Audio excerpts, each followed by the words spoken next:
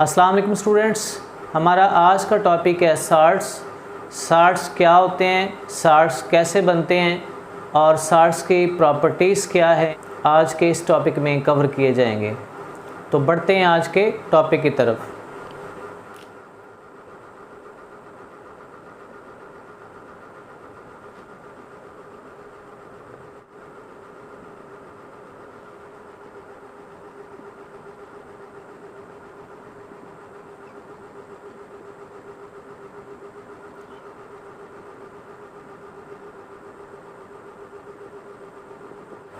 Salts ionic compounds हैं।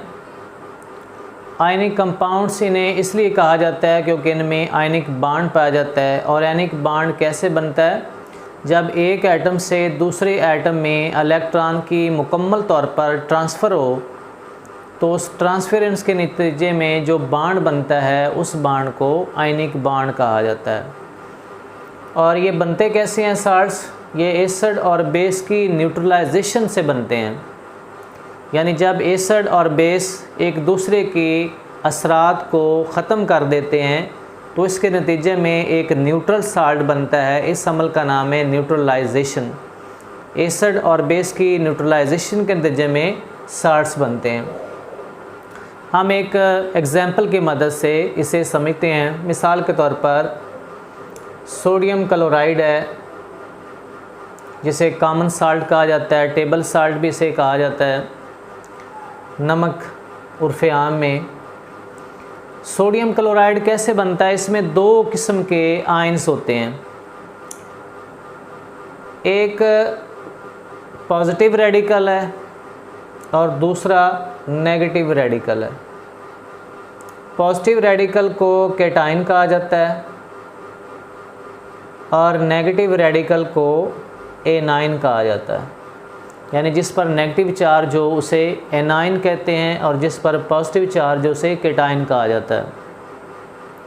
अब इसमें आप देखें कि ये जो पॉजिटिव रेडिकल है, जो कैटायन है, इसको बेसिक रेडिकल कहा जाता है। बेसिक रेडिकल इसे क्यों कहते हैं?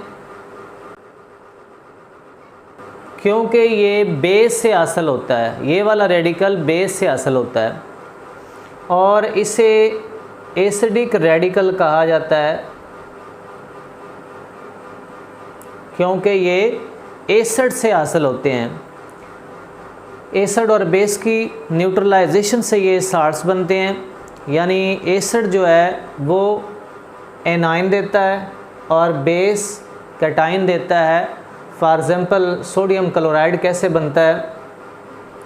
सोडियम क्लोराइड के बनाने में एक एसिड इस्तेमाल होता है जो कि हाइड्रोक्लोरिक एसिड है और दूसरा एक बेस इस्तेमाल होता है जो कि सोडियम हाइड्रोक्साइड है। अब हाइड्रोक्लोरिक एसिड अगर हम इसे आयोनाइज़ करें तो इसमें H+ आयन और Cl नेगेटिव आयन बनते हैं। और सोडियम हाइड्रोक्साइड को आयोनाइज़ करें तो सोडियम +1 और हाइड्रोक्सल -1। आपने सिंपली ये देखना है कि जो के अपोजिट रेडिकल्स हैं उन्हें आपस में मिलाना है। तो ये H+1 ये इस हाइड्रोक्सल के साथ मिलेगा तो ये वाटर बना देगा H2O।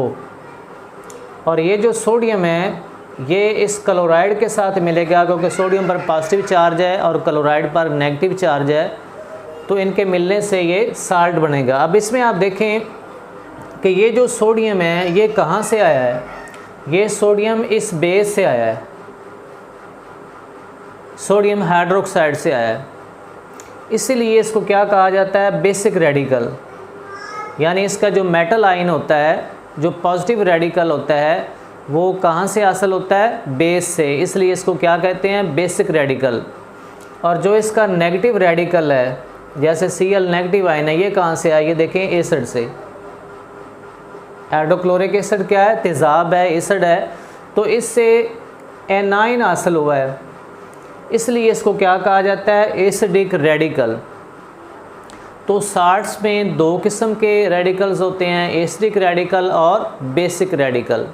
दोनों के मिलने से एक न्यूट्रल साल्ट बनता है।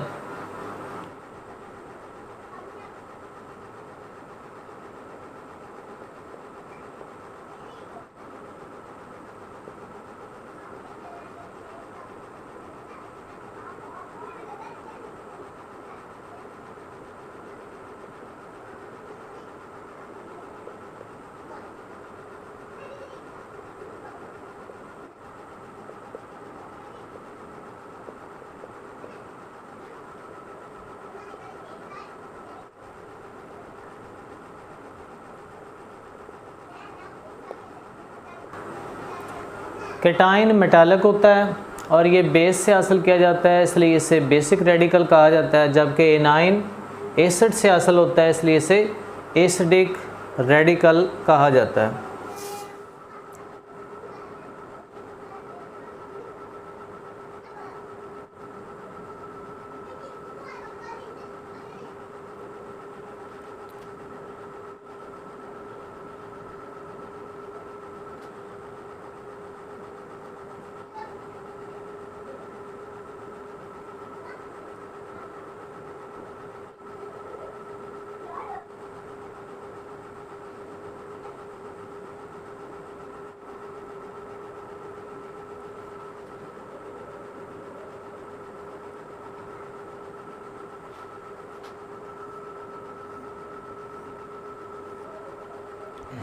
सोडियम यहाँ पे एक्टिव मेटल है, तो H+ साइन को यहाँ से रिप्लेस करके ये एनाइन के साथ अटैच हो जाती है सोडियम क्लोराइड। इस तरह से पोटाशियम, ये इसकी H+ साइन को रिप्लेस करके पोटाशियम नाइट्रेट, जिंक मेटल, ये इसके दो हाइड्रोजन आयंस को रिप्लेस करके जिंक सल्फेट। इस तरह से कैल्शियम है, इन 3 हाइड्रोजन को रिप्लेस करके ये कैल्शियम फास्फेट, और सिल्वर ये H+ साइन को रिप्लेस करके सिल्वर एसीटेट।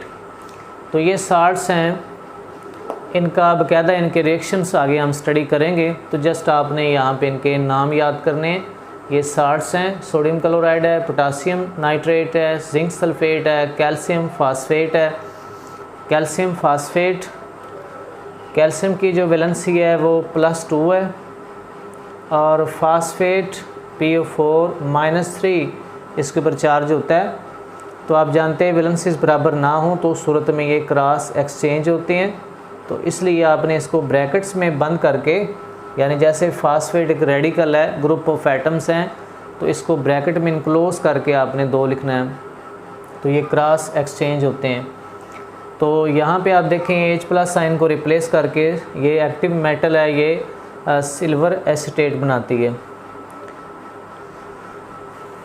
तो ये कुछ साल्ट्स हैं जो कि मेटल और एसिड्स के रिएक्शंस के नतीजे में बनते हैं।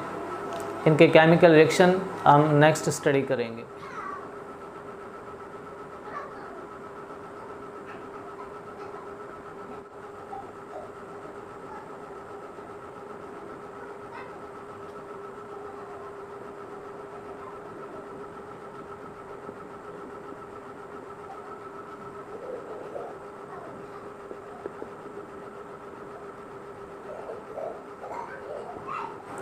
साल्ट्स आयनिक कंपाउंड्स हैं जो कि क्रिस्टलाइन शक्ल में पाए जाते हैं। आयनिक कंपाउंड इस लिहाज से क्योंकि इनमें आयनिक बॉन्ड पाया जाता है, और ठोस जो होते हैं क्रिस्टलाइन शक्ल में भी होते हैं और एमार्फस शक्ल में भी होते हैं, कि जिसमें एटम्स आयंस की बाकायदा तरतीब होती है, उस ऐसी शक्ल को क्रिस्टलाइन शक्ल कहा जाता है। और जिसमें एटम्स आयंस की तरतीब ना हो उसे एमार्फस कहा जाता है, जिसे हम आगे स्टडी करेंगे। फॉर एग्ज़ाम्पल सोडियम क्लोराइड की क्यूबिक शेप होती है,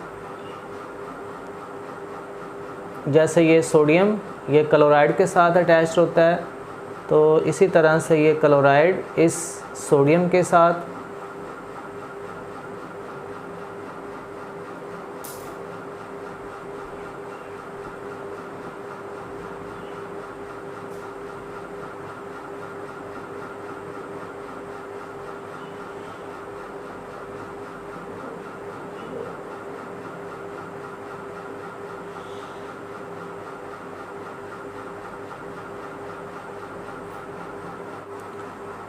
तो इन्हें क्रिस्टलाइन शक्ल इसलिए कहा जाता है क्योंकि इनमें एटम्स या आयंस की बाकायदा तरतीब होती है, जिसमें आप देख सकते हैं कि ये अल्टरनेटिवली एक ख़ास तरतीब के साथ मौजूद हैं।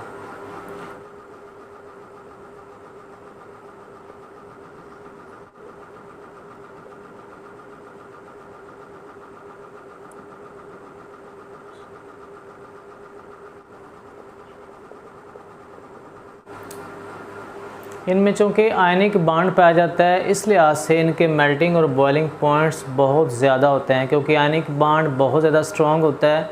स्ट्रॉन्ग इलेक्ट्रोस्टैटिक फ़ोर्स के ज़रिए से ये अटैच्ड होते हैं, और इस इलेक्ट्रोस्टैटिक फ़ोर्स को तोड़ने के लिए बहुत ज़्यादा टेम्परेचर की ज़रूरत होती है, इसलिए इनके मेल्टिंग और बॉइलिंग पॉइंट्स बहुत ज़्यादा होते हैं।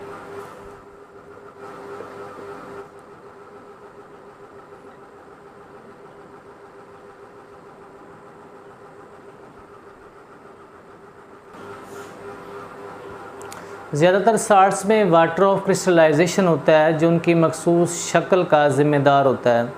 वाटर ऑफ क्रिस्टलाइजेशन क्या है? एक क्रिस्टल के साथ पानी के मखसूस मालिक्यूल्स का अटैच होना जो कि उस क्रिस्टल का हिस्सा बन जाता है, वाटर ऑफ क्रिस्टलाइजेशन कहलाता है। और हर एक के साथ ये मखसूस मालिक्यूल होते हैं। फॉर एग्ज़ाम्पल कॉपर सल्फेट के साथ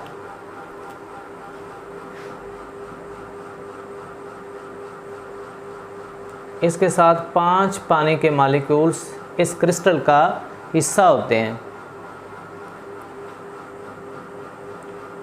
जबकि कैल्शियम सल्फेट के साथ 2 वाटर के मालिक्यूल्स अटैच्ड होते हैं। तो इन्हें क्या कहते हैं? Water of crystallisation.